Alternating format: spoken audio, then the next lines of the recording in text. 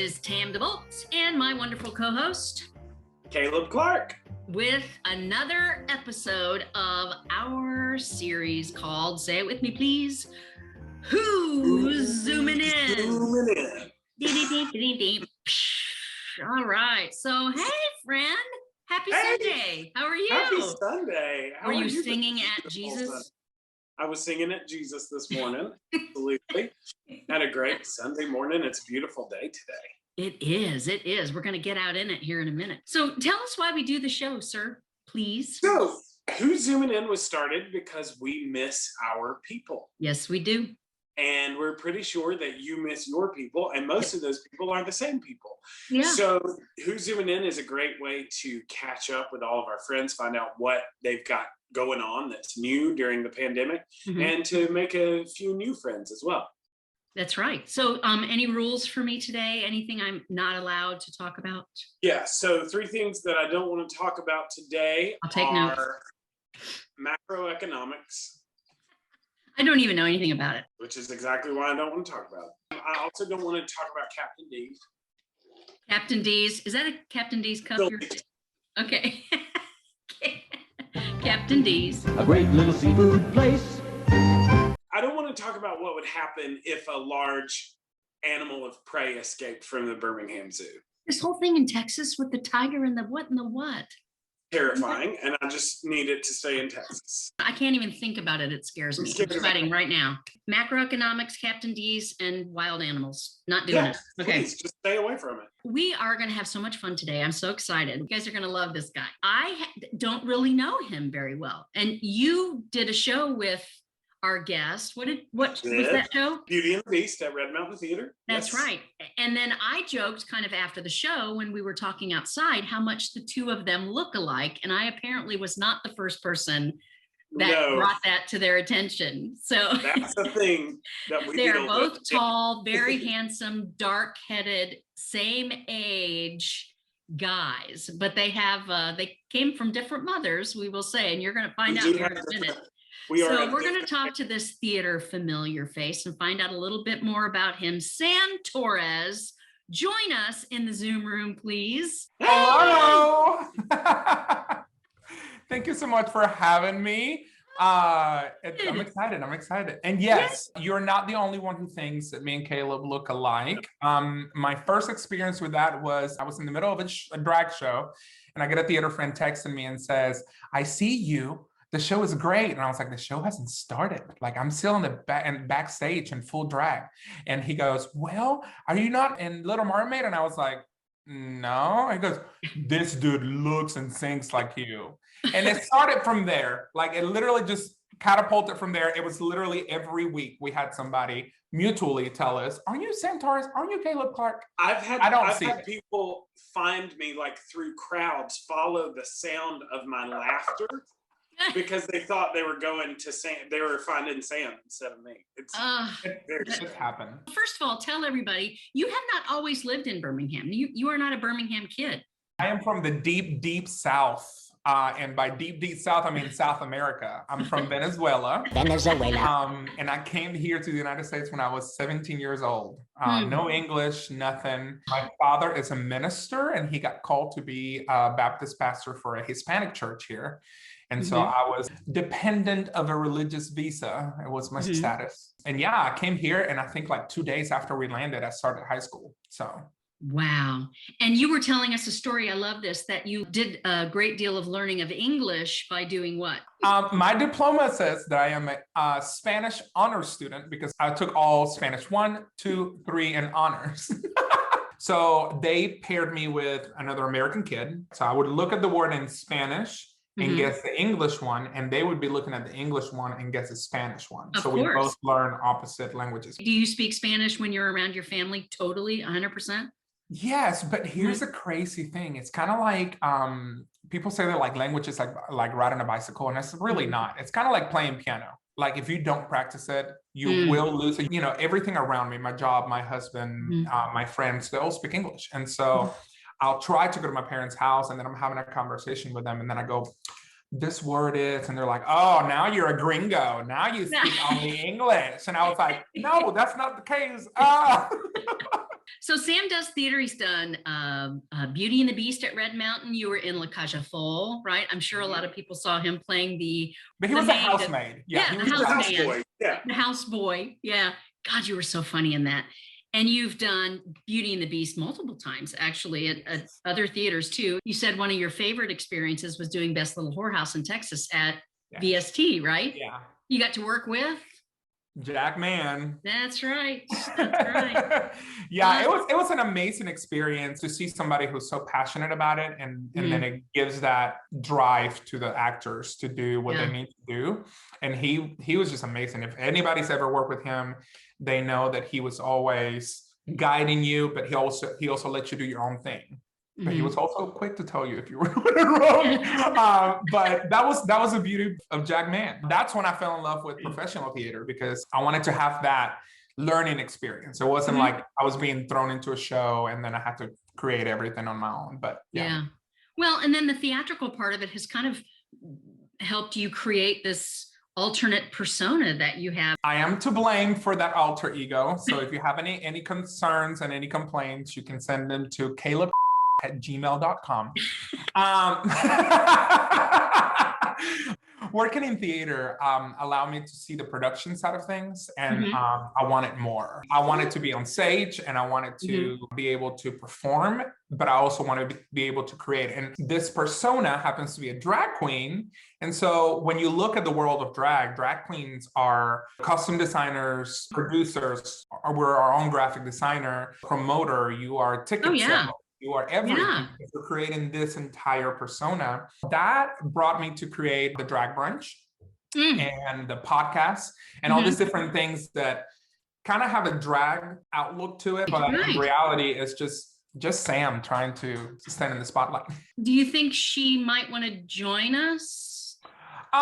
Let me see if she's ready, but I think she will. Should we bring her into the Zoom room? Yeah. Here she comes. Hi. Hey, you look fantastic. You look well, beautiful. I know I have a mirror. Oh, beautiful. Well, we're so glad that your manager could find some time for you to talk with us. Well, I'm doing this pro bono, so I will let you know later where I want. So don't worry about it. Because we don't have any money. So we don't. Oh, I know Caleb has no money. What I'm asking is not monetary, sir. Monetary. That's not money. I don't speak in the English. So tell us, Sharon, when did Sharon come to be? How long ago? It should be the next chapter of American Horror Story, to be completely honest. But it's about to be 8 years. It was about almost 8 years ago. I was diagnosed with Bell's palsy while I was doing Sam was doing 9 to 5 at Virginia Center Theater. And half of my face went completely dead, completely numb. I couldn't move in my mouth. I couldn't blink. I had to sleep with an eye patch, which, after the makeup is probably the best thing to just cover my whole face. But I didn't want to do the whole straw thing and all the exercises. So I heard that karaoke was really dirty what you just did. If you point something out that I do is dirty, I will do it again. I heard that karaoke helped singing. And so I went to a karaoke night at one of our local bars, and I saw a drag queen, and I was like, I want to do that. And immediately that drag queen said, don't. But here I am. Other drag queens, they tell you, when do you see Sharon? Or when do you see your drag persona? When is that moment? What is that one item you put on that you're like, oh, here she is? That's a great question. And for me, it's the highlight because it's the last thing I put on. This little moment right here, because it's the final product. I don't like the process. I love the accolade and I love the attention and I love what I get once I'm done. But when it comes to the process of it, I look like a mole rat. I have no eyebrows. I have powder all over my face. I look like I've been playing in doggy poop with my contour. And everything just ends up coming together. Listen, Sharon is trying to be PG, okay? That's okay. We're gonna put a warning at the beginning and say, wah, Absolutely. wah, wah, could Well, contain. you should have told me that before so I could say dog shit. But That's right. You can say whatever you want. Now that I know you, I've been following your Facebook page and it's so much fun. You do these brunches, people, on Sunday. Like, what is a drag brunch? every brunch I start and I say, today is the day that the Lord has made. Let us cross-dress and rejoice in it. It's on Sundays. My brunches are on Sundays. People pay to eat and watch this monstrosity perform. I don't know how they can keep it in their stomachs, but it's a lot of fun. People love it. I mean, I think drag has boomed in the past 5 years, especially with RuPaul's Drag Race and mainstream and everything. And so it's been good for us because now our audience is not just the LGBT community. We're getting straight people and families. Brunches are a great opportunity for families to, like, for parents to bring their kids to watch the shows. For those shows who are kid friendly, not mine. Yeah. Mine is at a bar, so 21 and up parents. You know, you have a cast of entertainers. You just smack your lips to other people's music while people eat, you know, pancakes and waffles. And the audience, the people that are there having brunch, are they having a ball? They're loving it. I always start with rules. I always tell people, if you see something you like, tip it. Tip your entertainers. If you see something you don't like, shut up and tip them. Because it's a lot of work and all this, you know. I like to think of drag queens as like raccoons. We're creatures of the night.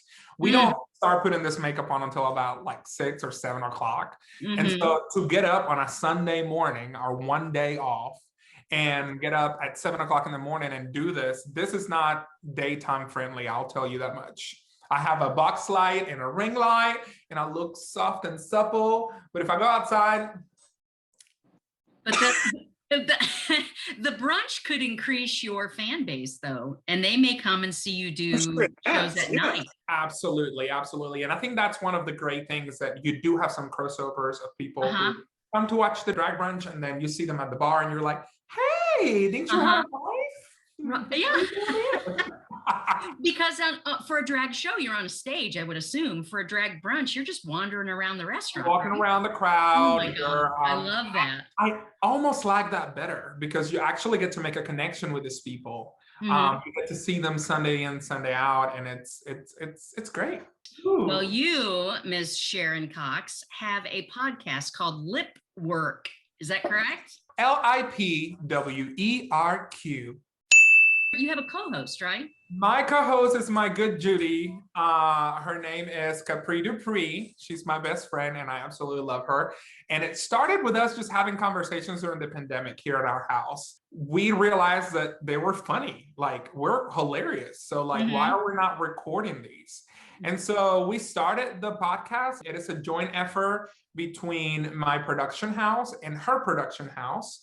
Her production house is called THS Productions. And mine is House of Cox Productions. You can find it on Spotify, Apple Music, Radio Public. Public Radio, you can't find it on Public Radio. NPR, and anywhere you can find your podcast. It became one of these things where people started to listen to it and interact with us and said how much they love what we were talking about, and literally started just us talking about drag and things that we didn't like about drag, things we liked about drag.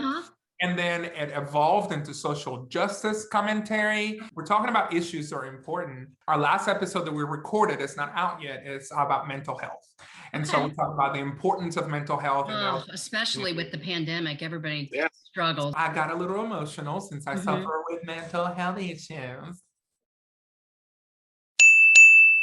One of those things where, you know, it's therapeutic to talk to somebody, and sometimes it's even better to listen to someone talk about something that you identify with. How many have you done? So we have two seasons. The first season has about 15 episodes. Oh, wow. And the second season has, I think we're at 11 episodes out, and we have a couple more in the vault, and we're recording at least I love that. Are you in the same room when you do it? Yes. So we tested every time we did it. Once we got vaccinated, we're like, yes. We did it at her house. and she has all the equipment. That's why I always make the jokes. Mhm. I'm just the dumb one. I'm just here to make the dumb jokes. She is the one that puts the podcast together, edits it, uploads it. She does everything. You are the beautiful Colombian that comes in to be silly. That's pretty much it.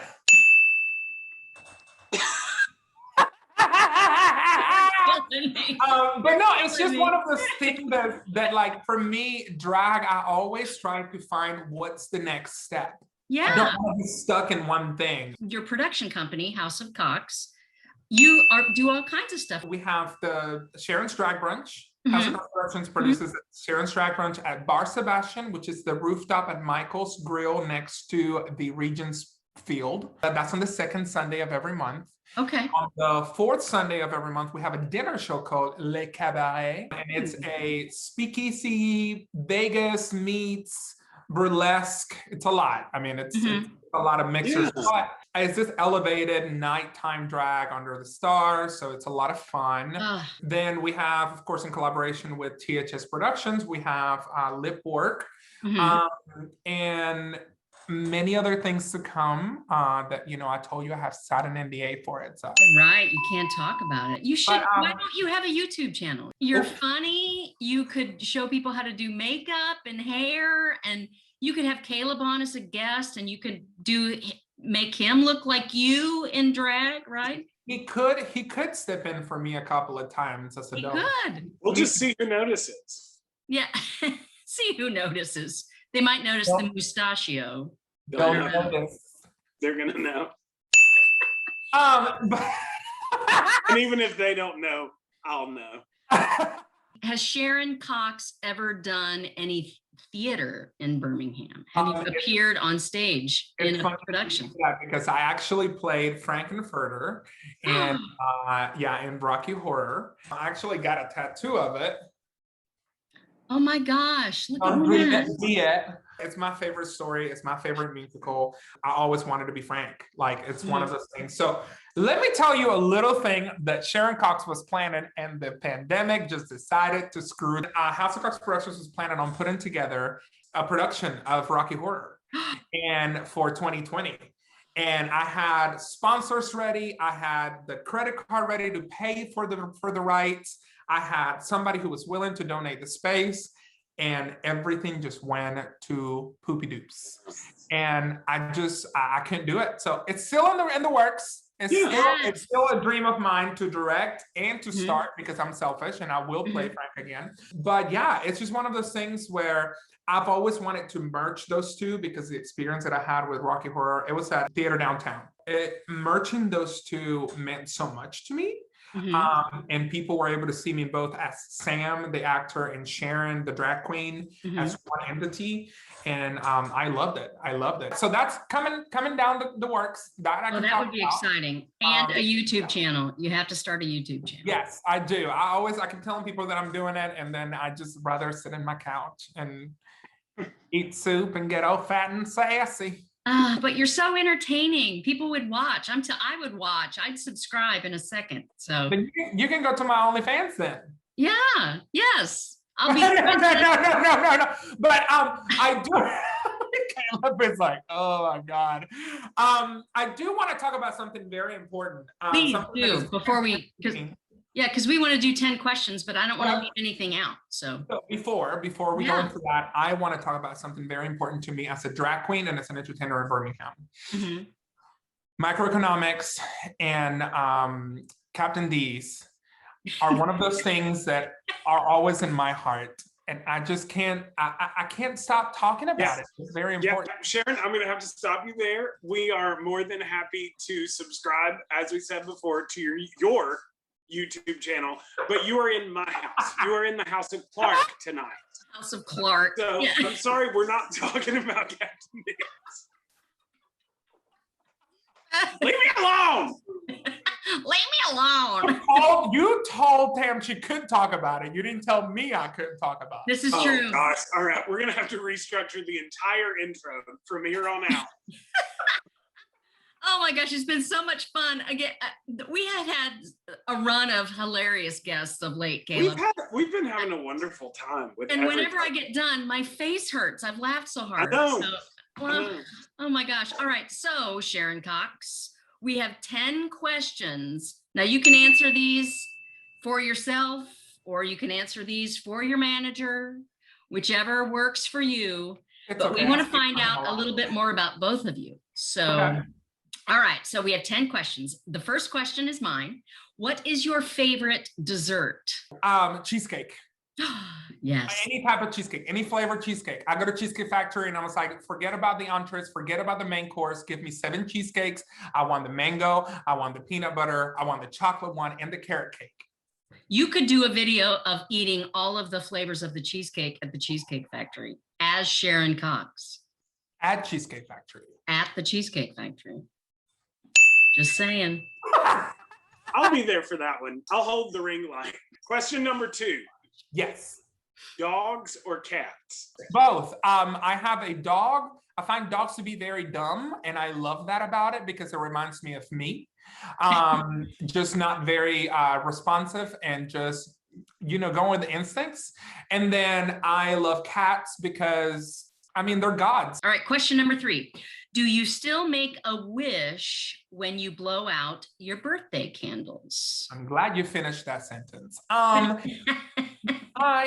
Yeah, absolutely. I think that if you lose that, you lose the innocence of life. I think it's one of those things where you always should be wishful. Question number 4. If you didn't live in Alabama, where would you live? This is gonna sound crazy, especially for people who have lived there, but I love the place. I went there once, LA. I love being in the middle of where things are made. Mm-hmm. And I think it's because I grew up in a city in Venezuela where that was the case. A lot of people don't know this, and I'm not trying to make the 10 questions longer and not about me, but I did get in all this drag for nothing. I went to LA back in 2011 as Sam, not as Sharon, for American Idol. Cool. And I did. It was when they were trying to revive MySpace, and so I auditioned through MySpace. They didn't pay for anything. I had to go over there and try to do the final rounds there before they give me a golden ticket. Of course, I didn't make it. I'm here. I didn't mean like here on the I'm here doing this show. Doing this stupid shit. I'm here in Birmingham. But yeah, so it was so much fun. And all the way from the smock and the dirt and Madame Tussauds and the crazy McDonald's and the hobos, I just fell in love with the entire city. Mm-hmm. And I want to go back so bad. Question number 5. This is going to be a hard one for you, I think.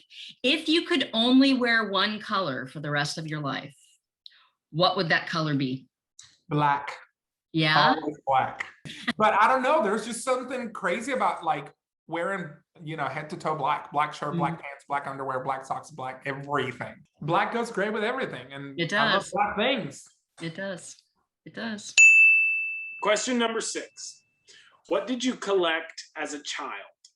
Action figures. I don't know how my parents did not know I was gay because I had not only action figures, but I had dolls. I remember my favorite one was, and I cannot remember her name, but it was a Star Trek action figure. The lady, the one with the curly hair, the nurse.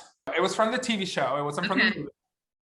And I loved her, and I always made the little action figure make out with Hercules. Because they were together, and Megara was never mind, I can't say that word. But anyhow, I loved action figures, and my dad always would buy them for me. And now that I'm fully grown a crossdresser, I was like, how did you not know? All right, question number 7. Are you related to anyone famous? And if so, who? No, I'm not. But when I was in high school, I told people I was related to WWE wrestler. Oh. They didn't believe me, but I swear that I was his cousin. Because you had the same last name, or? We had the same build. Oh. The same shoulder width. Question number 8. And I just want to clarify that this question is about food. Okay. So I have to behave. Yeah. Sweet or salty?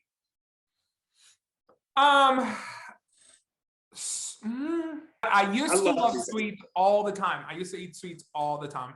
And I think once I hit my 30s, there was just something that I used to want to have a sweet with every single one of my meals. And Mhm. now I'm just like, I'm okay with just some like crackers and like a dip. Like, Mhm. so I like salty more now, but Salty. I was a sweet girl once. A sweet girl once.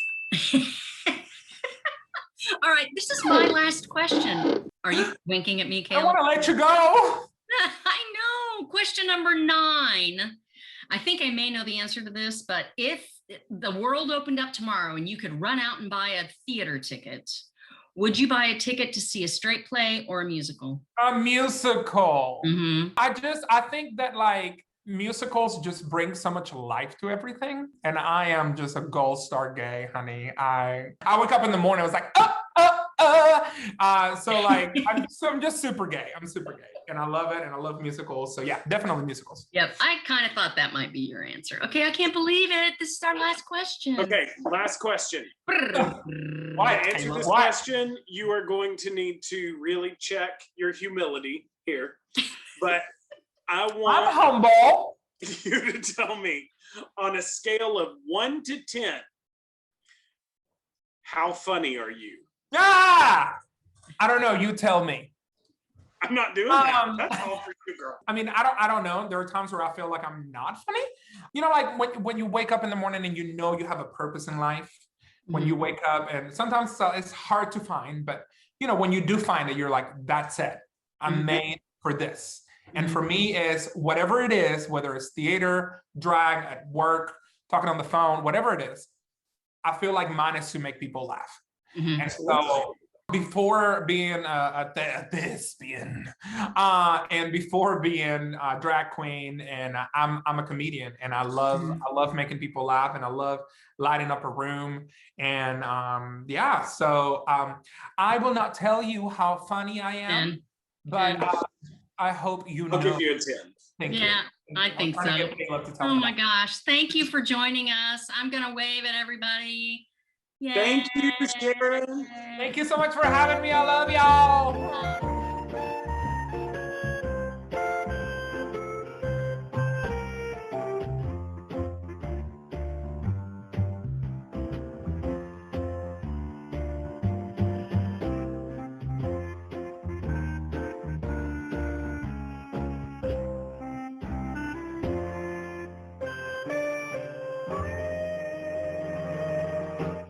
It is a pantyhose. Okay.